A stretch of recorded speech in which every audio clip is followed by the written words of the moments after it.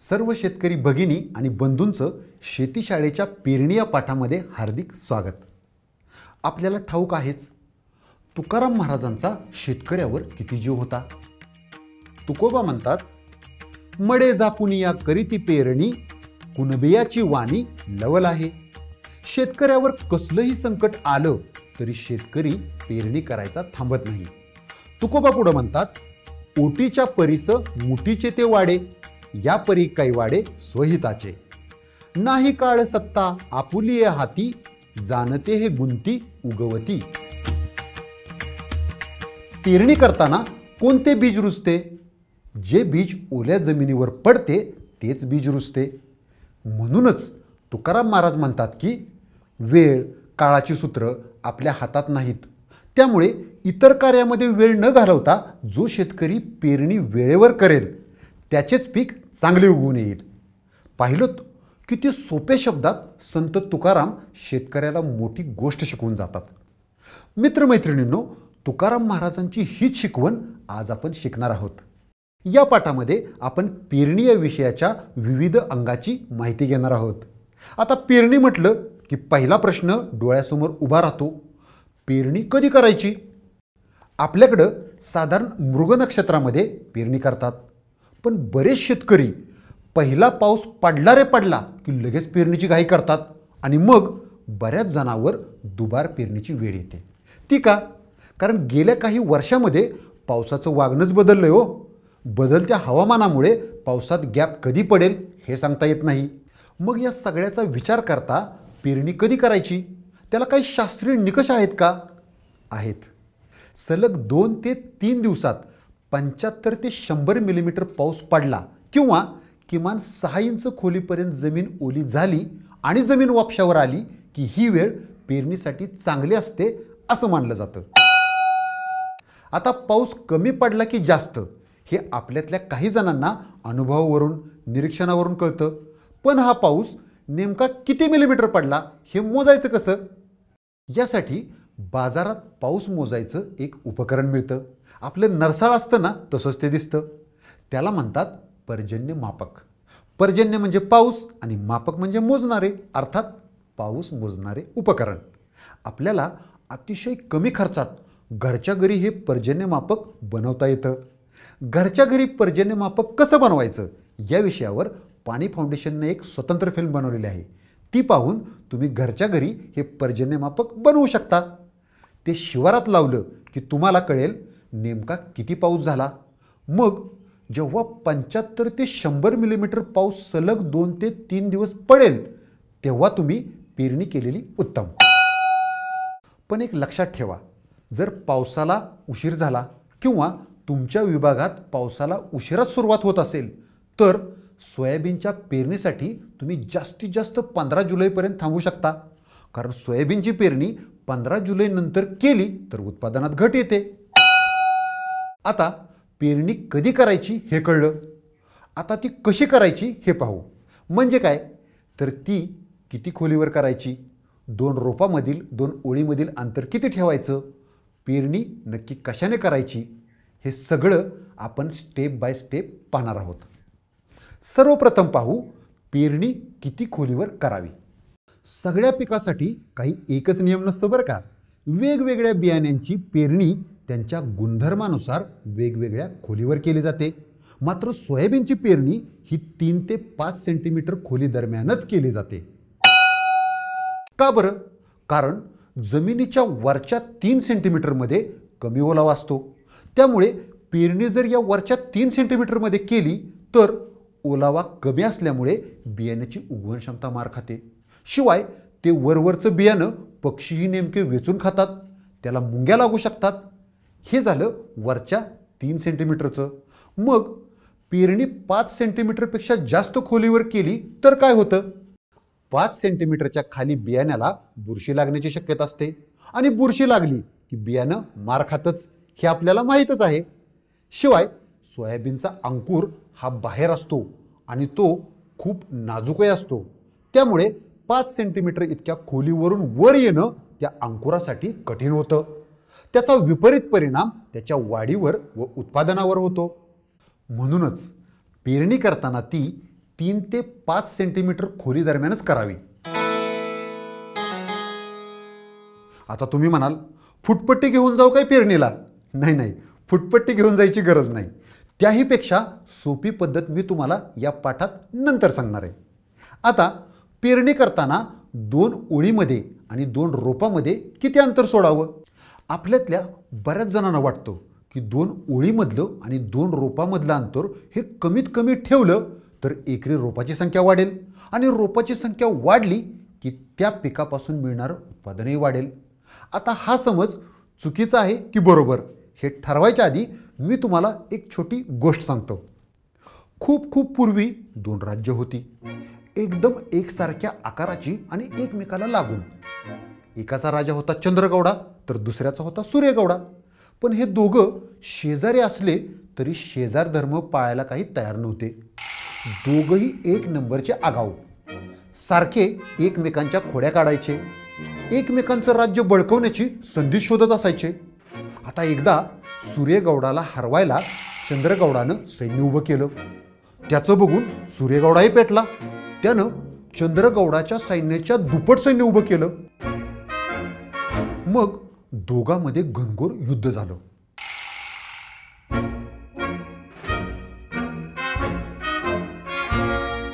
युद्धात कोण जिंकला असेल सांगा बघू? बऱ्याच जणांना वाटेल सूर्यगौडाच जिंकला असणार, कारण त्याचं सैन्य चंद्रगौडाच्या सैन्याच्या दुप्पट होतं. गंडलात ना? मी सुद्धा गंडलो होतो. मित्रांनो आणि मैत्रिणींनो, या युद्धात जिंकला चंद्रगौडा. त्याचं सैन्य छोटं असून हे कसं काय सांगतो. दोघांची राज्य एकाच आकाराची, राज्यामध्ये अन्नधान्याचं उत्पादनही सारखंच, राहायला जागाही एकमेका एवढीच. पण चंद्रगौडाचं सैन्य छोटं असल्यामुळे त्याच्या सैन्याला खायला पोटभर अन्न, पाणी, भरपूर दूध मिळालं, राहायला हवेशीर तंबू, झोपायला ऐसपैस जागा, स्वच्छ संडास आणि आंघोळीला गरम पाणी. पण सूर्यगौडाचं सैन्य मोठं होतं, त्या तुलनेत अन्नधान्य कमी. त्यामुळे त्याचे सैनिक पोटभर अन्नासाठी एकमेकाबरोबरच मारामारी करायचे आणि रात्री अर्धपोटी झोपी जायचे. आता प्यायलाच पुरेसं पाणी नाही, आंघोळीला कुठून आणायचं? मोठ्या सैन्याला जागाही कमी पडत होती, दाटीवाटीनं झोपायचे विचार. त्यामुळं सगळीकडे अस्वच्छता, रोगराई माजलेली. सूर्यगौडाचं निम्म सैन्य उपाशी आणि निम्म आजारी. मग जेव्हा लढाई झाली तेव्हा बिचाऱ्यामध्ये तलवार चालवायची सोडा, ती उचलायची सुद्धा ताकद नव्हती. मग चंद्रगौडाच्या निरोगी, खाऊन पिऊन दष्टपुष्ट सैन्याबरोबर त्यांचा पाडाव कसा लागायचा हो? परिणामी चंद्रगौडाच्या सैन्यानं युद्ध अगदी सहज जिंकलं. आता ही गोष्ट खरी की खोटी हा मुद्दा निराळा. मी ही गोष्ट का सांगितली असावी? काय अंदाज? पॉइंटाचा मुद्दा असा होता की सजीव कोणताही असू दे, माणूस किंवा सोयाबीनचं रोप, त्याला 3 गोष्टी गरजेच्या आहेत: अन्न, पाणी आणि हवा.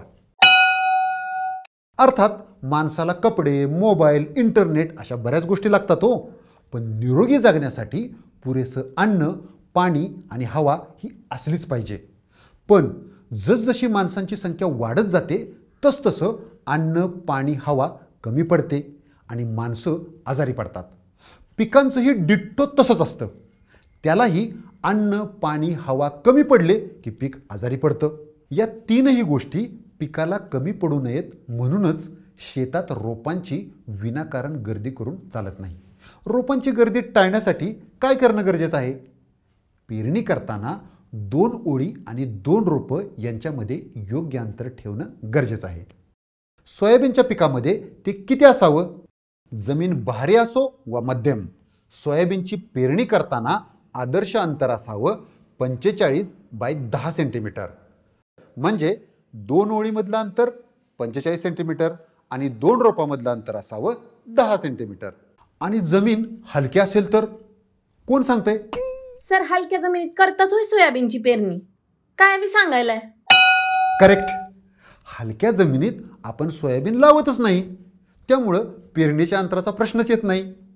जमीन हलकी असली तर त्यामध्ये तुम्ही मूग, उडीद, ज्वारी, बाजरी यासारखी पिके घ्या ना, कारण या पिकांना हलकी जमीनही चालते.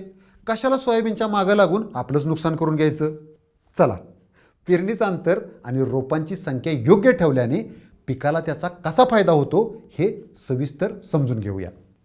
प्रत्येक रोपाला हवा, सूर्यप्रकाश व पाणी हे सर्व मुबलक प्रमाणात मिळतं. हवा खेळती राहत असल्यामुळे कीड व रोगाचा प्रादुर्भाव कमी होतो. दाट लागवडीमुळे रोपामध्ये येतो दमटपणा. दमट हवेत कीड व रोगांचा प्रादुर्भाव जास्त होतो हे तर तुम्ही जाणताच. आणि एकदा का हे दुष्टचक्र सुरू झालं की ते सुरूच राहतं आणि उत्पादन कमी येतं. आंतरमशागतीची कामं सहज व कमी खर्चात करता येतात, त्यामुळे तण नियंत्रण चांगलं करता येतं. चला आता पुढचा मुद्दा पाहू. सोयाबीनची पेरणी कशाने करावी? तुम्ही म्हणाल, हा काय प्रश्न आहे राव, पेरणी तर पेरणी यंत्रानेच करावी. अहो पण कुठल्या पेरणी यंत्राने? आता तुम्हाला 2 पेरणी यंत्र दिसत आहेत. यापैकी पहिलं आहे आपण नेहमीच वापरतो ना ते ट्रॅक्टर चलित पेरणी यंत्र, आणि दुसरं आहे BBF अर्थात ब्रॉड बेड फरोज, म्हणजेच रुंद वाफा सरी पद्धतीचं पेरणी यंत्र. मित्रांनो आणि मैत्रिणींनो, यापैकी नेहमीच्या ट्रॅक्टर चलित पेरणी यंत्रानं आपण पेरणी करायचं ठरवलं तर पेरणीची खोली, पेरणीचे अंतर या गोष्टी आपल्याला पाळता येत नाहीत. का बरं? चला पाहूया. या यंत्रामध्ये पेरणी किती खोलीवर करावी याचं काही सेटिंग करता येत नाही. ते ड्रायव्हरच्या हातात असतं. आता ड्रायव्हरही किती जरी अनुभवी असला तरी शेवटी माणूसच, त्याच्याकडून चुका होणारच की.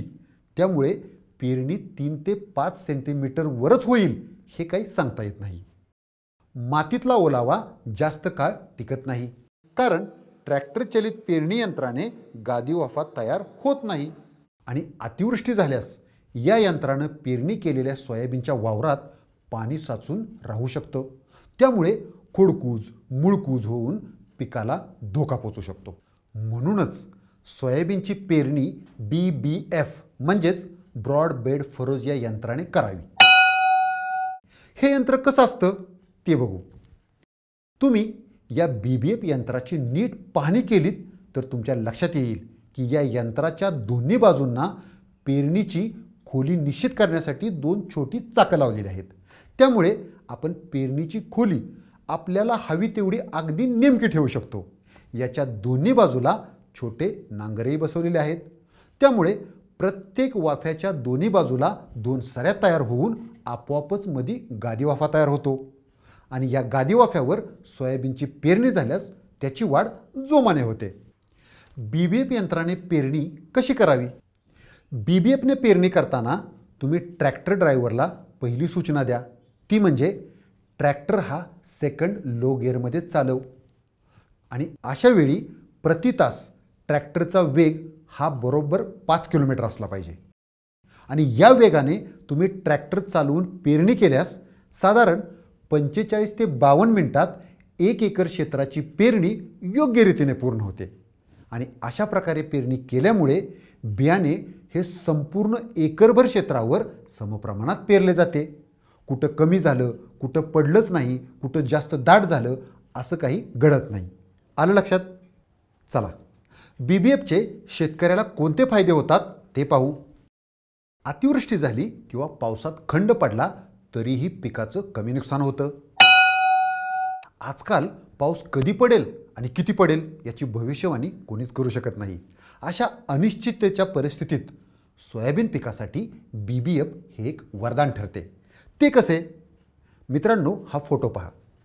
या शेतामध्ये BBFने पेरणी केलेली असल्यामुळे अतिवृष्टी होऊनही शेतामध्ये जास्त पाणी साठलं नाही.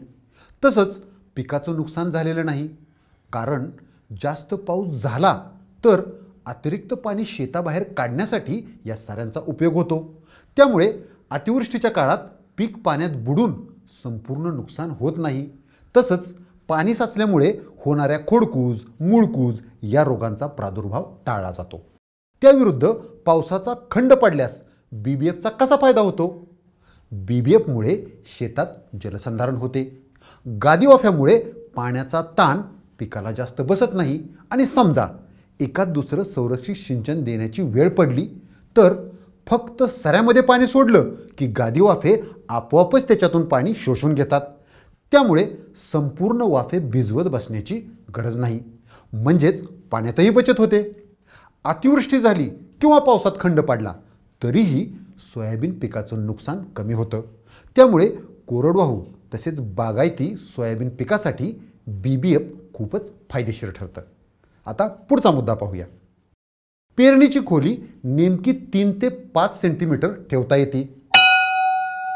यासाठी मी आधी तुम्हाला सांगितलं होतं ना, BBFच्या बाजूला 2 छोटी चाकं असतात. या चाकांच्या मदतीने आपण पेरणीची खोली ही नेमकी ठेवू शकतो. त्याचबरोबर 2 ओळीमधलं व 2 रोपामधलं अंतर योग्य राखता येतं. यासाठी आपण BBFच्या फणांची ॲडजस्टमेंट करू शकतो. अंतर योग्य राखल्यामुळे पिकाला हवा, सूर्यप्रकाश व पाणी मुबलक प्रमाणात मिळतं. खुरपणी, कोळपणी, फवारणी यासारखी आंतरमशागतीची कामे सोपी होतात. म्हणजे बाजूला 2 सऱ्या असतात ना, त्या सऱ्यामध्ये उभं राहून आपल्याला ही आंतरमशागतीची कामे करणं अतिशय सोपं जातं. या सऱ्यामुळे संरक्षित सिंचन देण्यास मदत होते. पावसाचं पाणी जास्तीत जास्त जमिनीत मुरल्यामुळे मातीतील ओलावा जास्त काळ टिकतो. बियाण्याची 15 ते 20% बचत होते. म्हणजे आपण जर साध्या पेरणी यंत्राने पेरणी केली तर 26 ते 30 किलो बियाणं लागतं. परंतु जर आपण BBFने पेरणी केली तर 22 किलो बियाणं लागतं. जसं आम्ही तुम्हाला बीज प्रक्रियेच्या व्हिडिओमध्ये सांगितलं होतं त्याचप्रमाणे बियाण्यात बचत होताना तुम्हाला इथं दिसेल.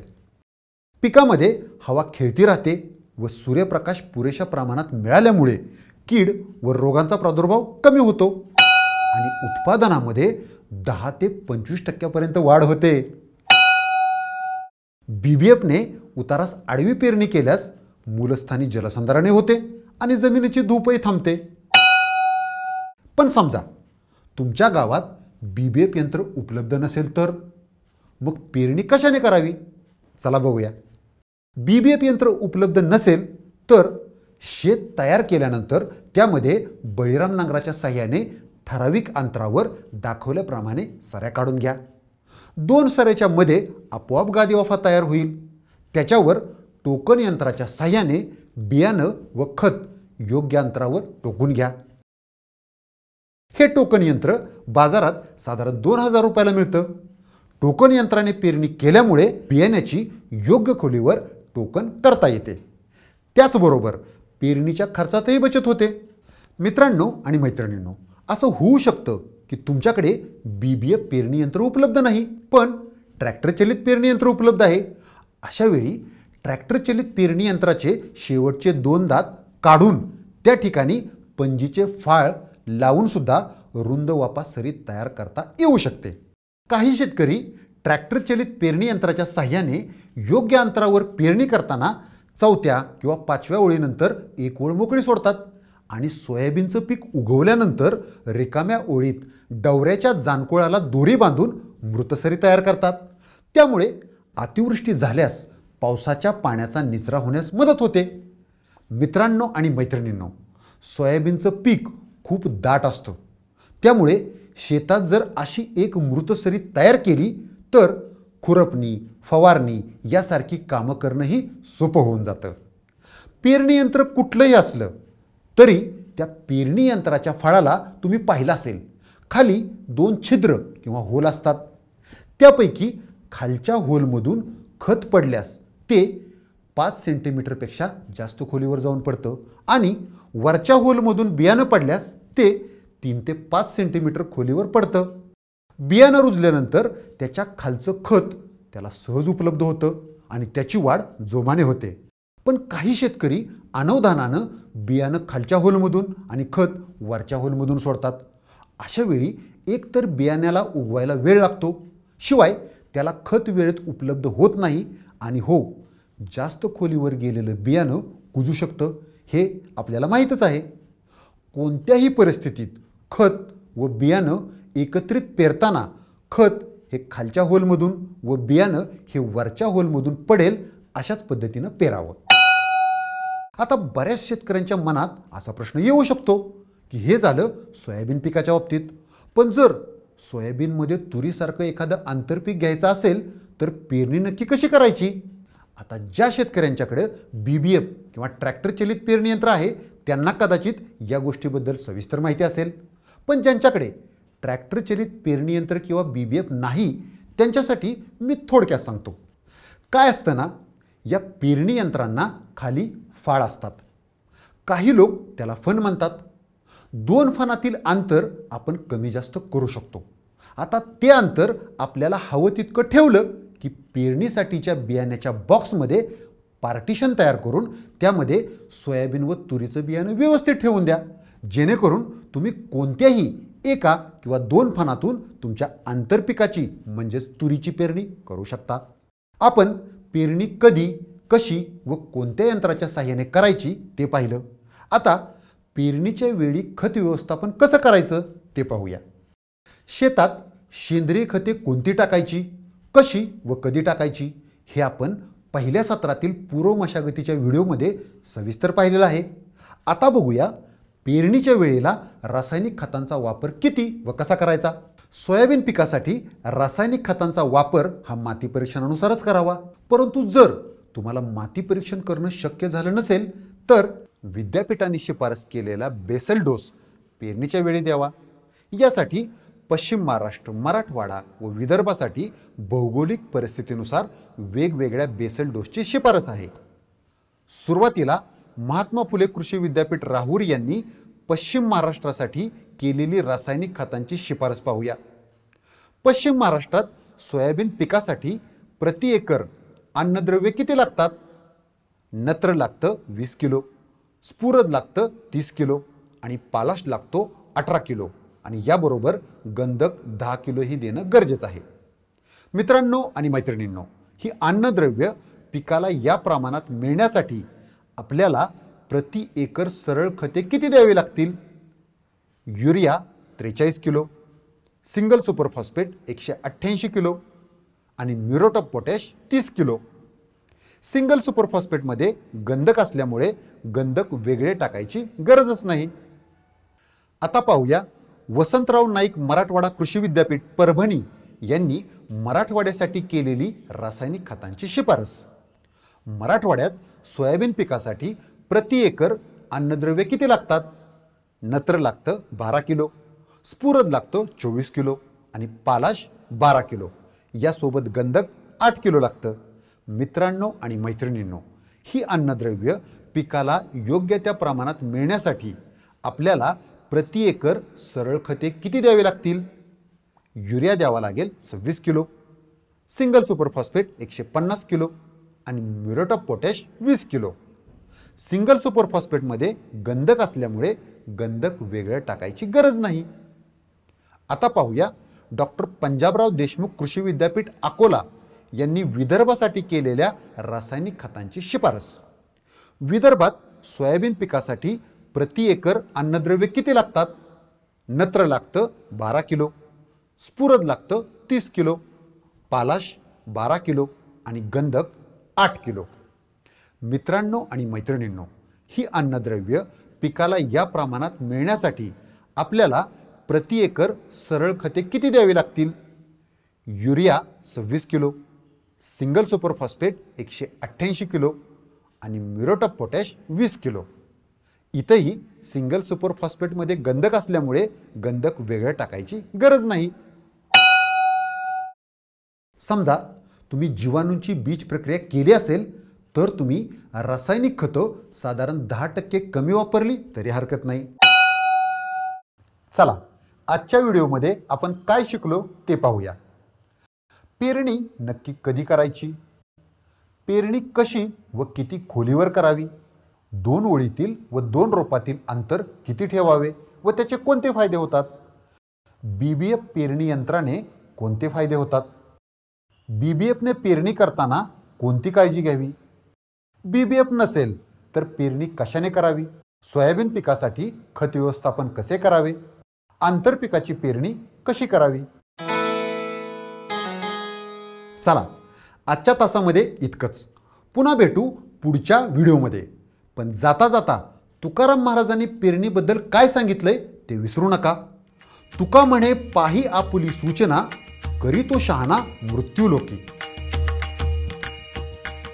या शब्दाचा अर्थ समजला असेल तर मस्तच, पण नसेल समजला तरी काही काळजी करू नका.